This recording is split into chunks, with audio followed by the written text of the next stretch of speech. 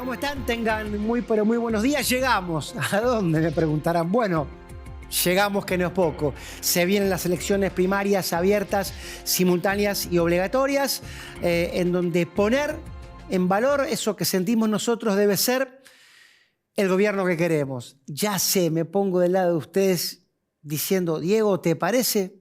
Sí, me parece.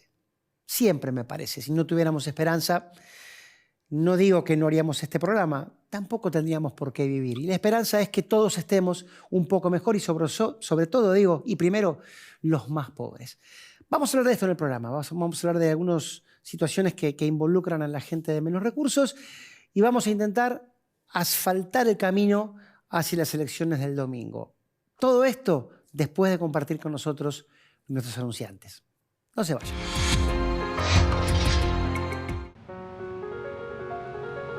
Vos sos una ruta que se asfalta. Así crecemos. Vos sos una nueva escuela que se construye. Eso es un mañana mejor. Vos sos un hospital que siempre te atiende, porque tenés derecho a la salud. Todas y todos por la provincia. Unidos hacemos más. ARBA, Agencia de Recaudación de la Provincia de Buenos Aires. En San Juan, con grandes oasis productivos, potenciamos la agroindustria vitivinícola y olivícola. Lideramos la inversión minera y el desarrollo energético. En esta tierra hay oportunidad, una oportunidad auténtica. San Juan.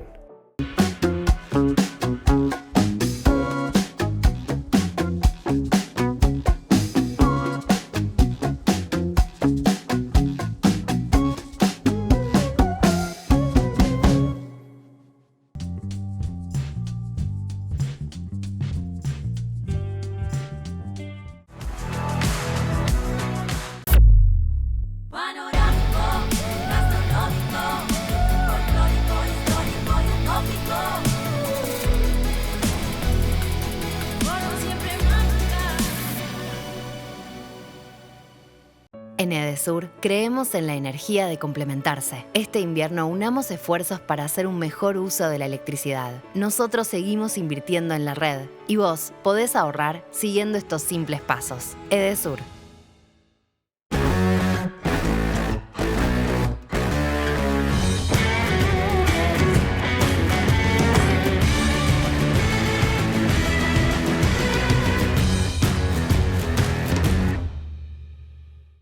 ...91 años de historia. Conoce el Palacio Legislativo. Agenda tu visita guiada en legislatura.gov.ar. Legislatura porteña. Nos une a la ciudad. Gira una vez más y conectate con algo distinto para contar en familia.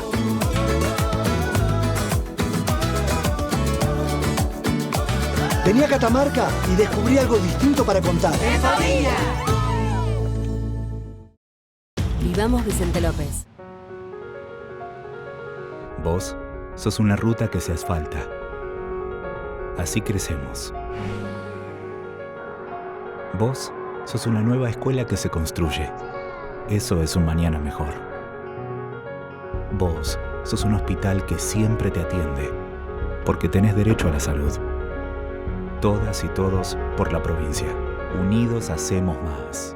ARBA, Agencia de Recaudación de la Provincia de Buenos Aires.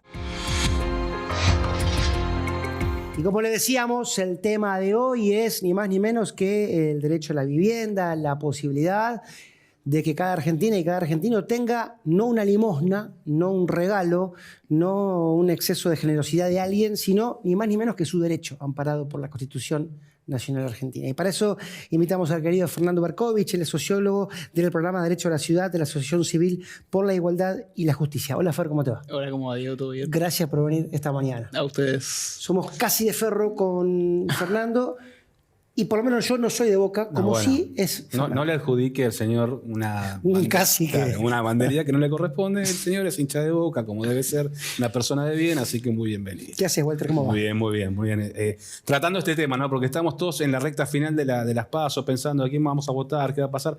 Pero lo que tenemos que empezar a pensar es cuáles son los problemas que tenemos que resolver, ¿no? Más allá de elegir a nuestros candidatos. Entonces, en este caso vamos a hablar de un tema álgido para la sociedad, un tema que nos preocupa, no solamente aquí en la ciudad de Buenos Aires, sino en todo el país, que tiene que ver con los alquileres, ¿no? Sí, la agenda nos limita por una cuestión de veda, pero este es un problema que trasciende. El doctor Fernando, sospecho que en el fondo del mar, de lo que estamos hablando, y también en superficie, es en definitiva una vida que no sea para el que la puede pagar.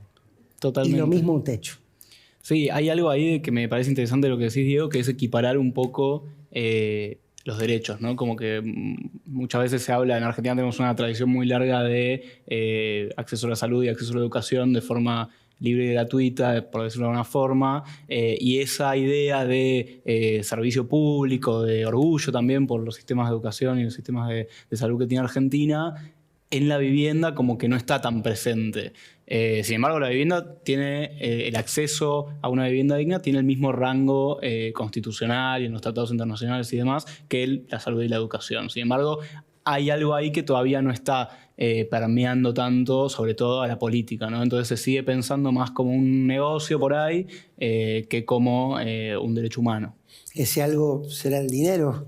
Bueno, hablando del dinero, ¿no? Uno de los grandes problemas que tenemos en estas circunstancias tiene que ver con el dinero, sobre todo con la inflación y lo poco que nos alcanza el dinero para poder atender nuestras necesidades, entre ellos el de la vivienda, el de poder alquilar, ¿no? Hoy pensar que alguien se pueda comprar una vivienda ya resulta difícil, pero también lo resulta poder alquilar, ¿no? Ustedes estuvieron analizando esta circunstancia, esta difícil circunstancia que está atravesando la sociedad, en la cual hoy muy poca gente puede acceder a un alquiler, ¿no? Sí, totalmente. Nosotros desde ASIG hicimos una encuesta este año, la encuesta inquilina le llamamos, con el CELS y otras organizaciones también que estudian el tema.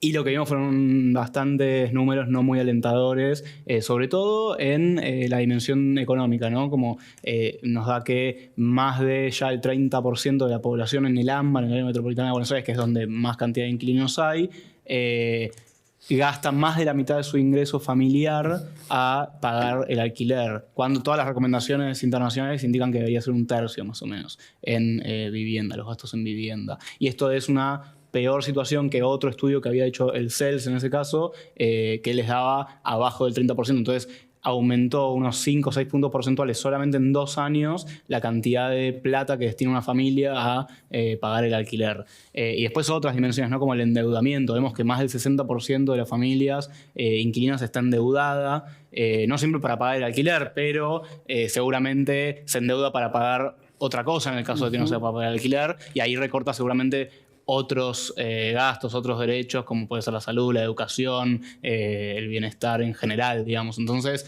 ahí vemos como que hay un tema claro que atender, que es la situación económica y financiera de las familias inquilinas.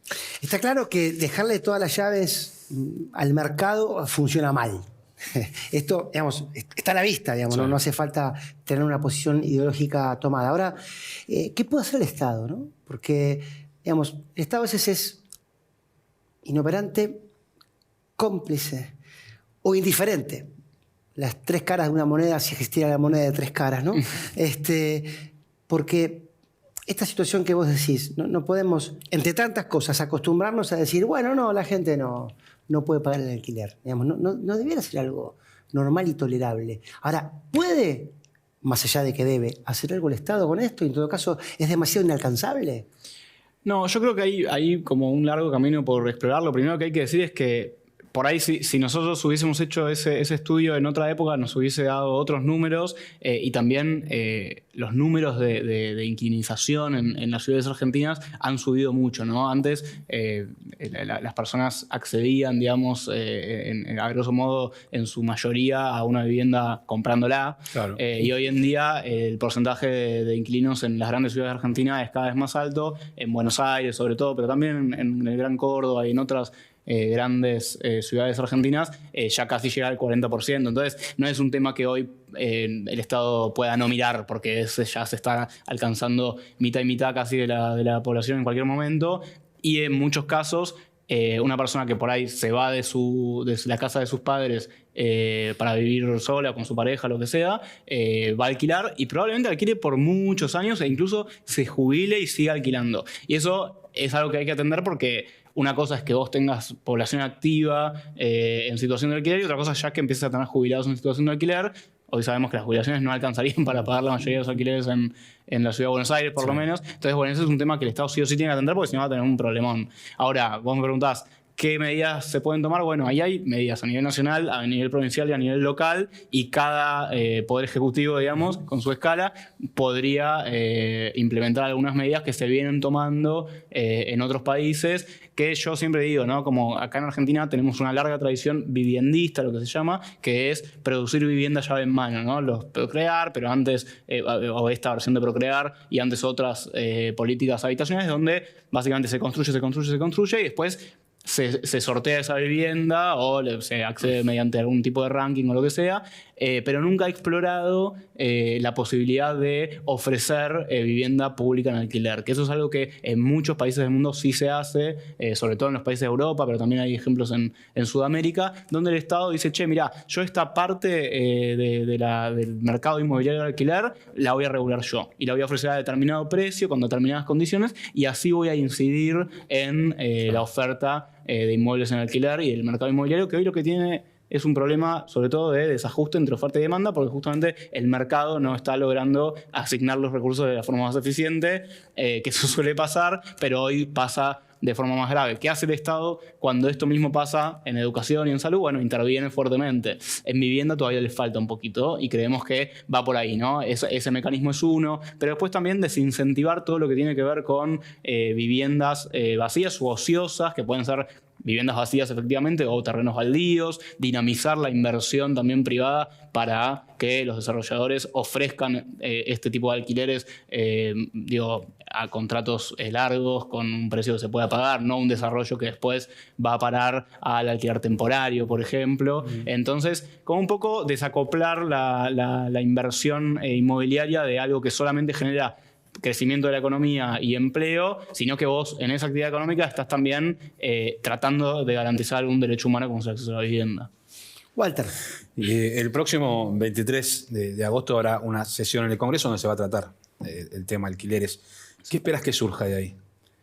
Bueno, es difícil eso, que te lo diga, porque la verdad que ya ha habido varios intentos de derogación o de cambio de la ley de alquileres que recordemos que se aprobó en junio o julio, entre junio y julio se terminó de reglamentar la ley de alquileres, la nueva ley de alquileres que establece, recordemos, pasa de 2 a 3 años el contrato, a grandes rasgos de 2 o 3 años, y la renovación, en lugar de ser semestral como se solía pautar antes, pasa a ser anual e indexada a un índice que publica el Banco Central, que tiene en cuenta tanto salarios como inflación.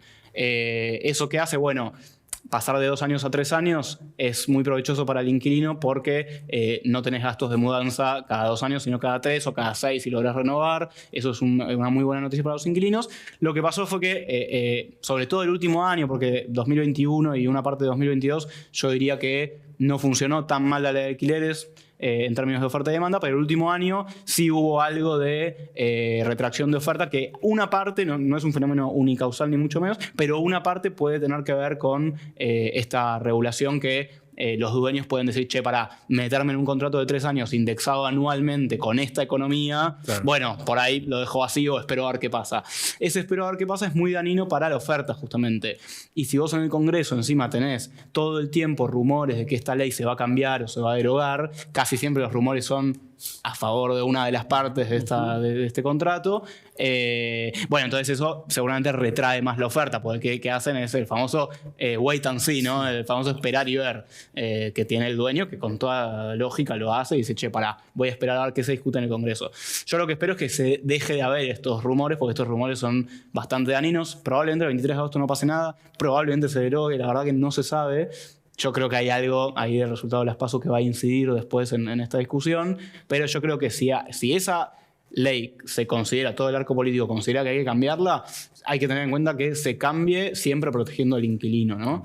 Okay. Podemos discutir si el ajuste anual en una economía donde hay paritarias más de una vez al año y la inflación está tan acelerada, por ahí se puede tocar eso o no, pero tiene que ser siempre con consenso y siempre protegiendo al inquilino. En general las propuestas que hay por lo menos hoy en día de la oposición apuntan a liberar todo, ¿no? Como siempre la solución mágica es liberar todo y que el mercado haga lo suyo, que va a haber un boom de oferta después de la desregulación total. Eso es una historia que ya se contó en varias ocasiones en la historia económica argentina.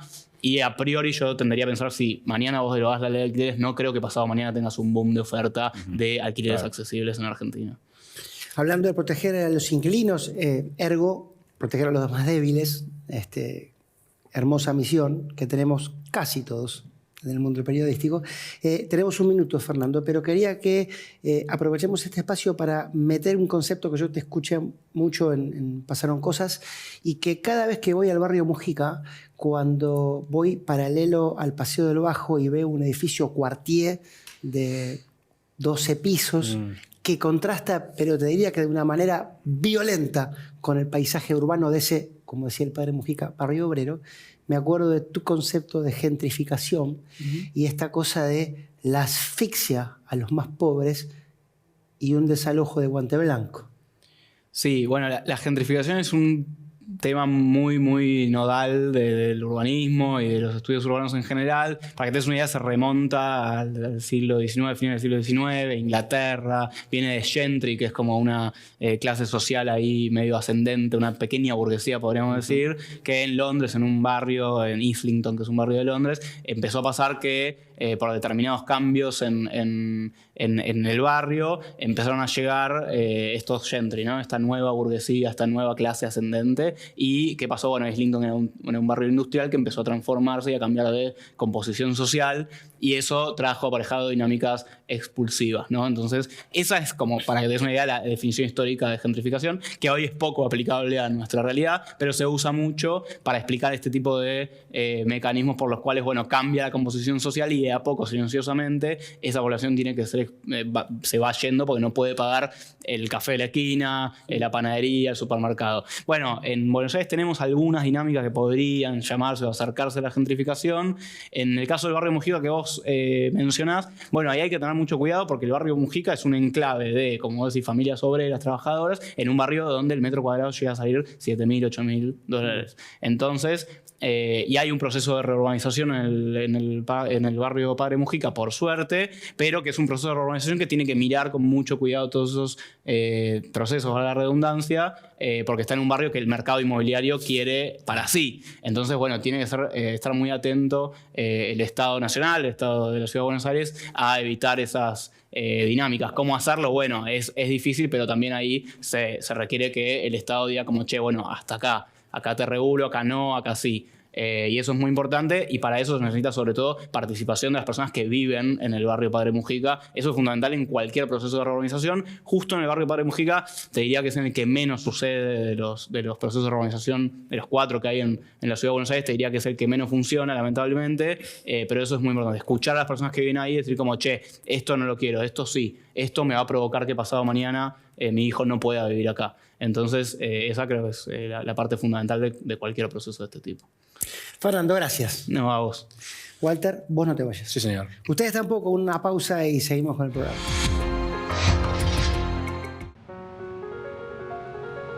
Vos sos una ruta que se asfalta. Así crecemos. Vos sos una nueva escuela que se construye. Eso es un mañana mejor. Vos sos un hospital que siempre te atiende, porque tenés derecho a la salud. Todas y todos por la provincia. Unidos hacemos más. ARBA, Agencia de Recaudación de la Provincia de Buenos Aires. En San Juan, con grandes oasis productivos, potenciamos la agroindustria vitivinícola y olivícola. Lideramos la inversión minera y el desarrollo energético. En esta tierra hay oportunidad. Una oportunidad auténtica. San Juan.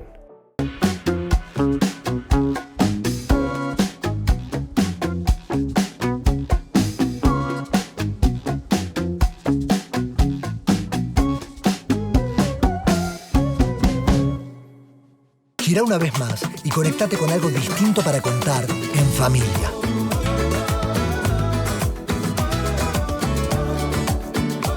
Vení a Catamarca y descubrí algo distinto para contar. ¡En familia!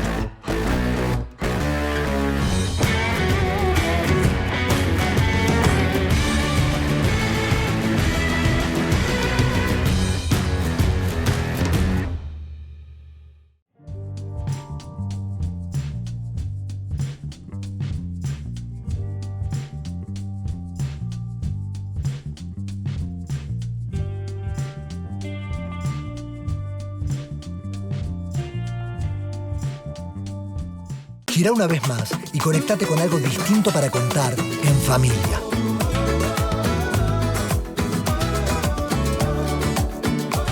Vení a Catamarca y descubrí algo distinto para contar. ¡En familia!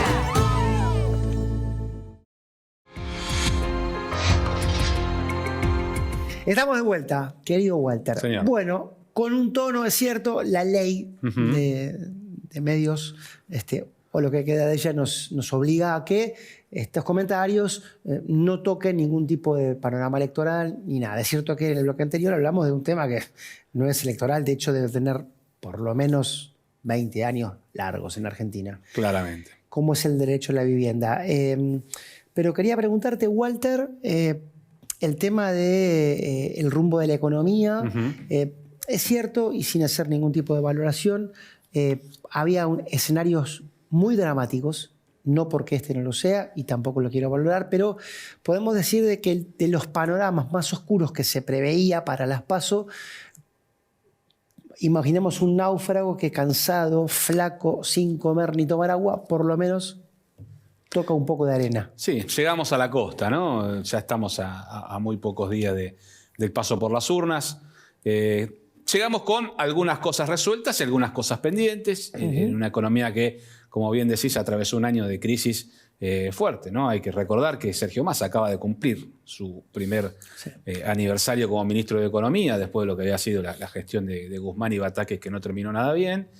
Y llegamos con, bueno, un mercado cambiario que normalmente, ante cada elección en las últimas semanas, genera... Se pone nervioso. Sí, genera este efecto dolarizador de los inversores, inclusive de aquellos que son medianos y chicos, ¿no? Bueno, ¿sabes? Me voy a cuidar porque no sé lo que puede llegar a pasar el día después, no sé lo que puede llegar a pasar el día después de la PASO y el día después de la elección nacional y el día después del balotaje. Entonces, buscan el refugio conocido, que es el dólar, y eso es lo que hemos visto en las últimas semanas, sobre todo con el movimiento de la divisa.